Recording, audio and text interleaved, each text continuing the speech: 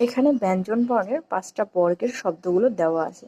প্রথমে ক, খ, গ, ঘ, ঙ, চ, ছ, জ, ঝ, ঞ, ট, ঠ, ড, ঢ, মূর্ধন্য ত, থ, ধ, দ, দন্তেন্য প, ফ, ব, ভ, ম। তো এখানে যখন আমরা যুক্ত বর্ণ লিখবো তখন হচ্ছে বর্গের আমাদের এই যে প্রথম যে ৪টা শব্দ, বর্গের প্রথম ৪টা শব্দের সাথে বর্গের শেষ বর্ণটা বসবে। যেমন এই যে এখানে লেখা আছে অঙ্ক, তাই এখানে হচ্ছে এখানে যুক্ত বর্ণ হচ্ছে ক, উ আর ক। তাই এখানে এই যে ক এর সাথে যে প্রথম ৪টি বর্ণের সাথে পঞ্চম বর্ণটি বসছে, যে বসছে। এরপরে যে নব একদম মূর্ধন্য ট, ঠ, ড, ঢ, মূর্ধন্য। তো এখানে প্রথম ৪টি বর্ণের সাথে বর্গের এই যে শেষ বর্ণ মূর্ধন্য, তো যুক্ত বর্ণ বসানোর ক্ষেত্রে এই শেষ বর্ণ মূর্ধন্য বসবে। এরপর আছে দন্তন্য, যে ত, থ, দ, দ।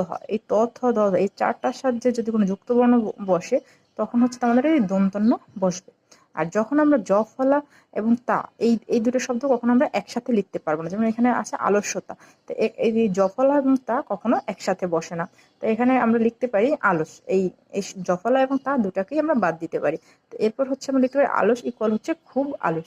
এখানে খুব আলস থেকে আমরা লিখতে পারি, হয় আমরা এখানে এই জফলাটা রাখবো, এই যে আলস্য এতটুকু রাখবো, অথবা জফলাটাকে আমরা উঠিয়ে দিয়ে অলসতা এটাকে লিখবো।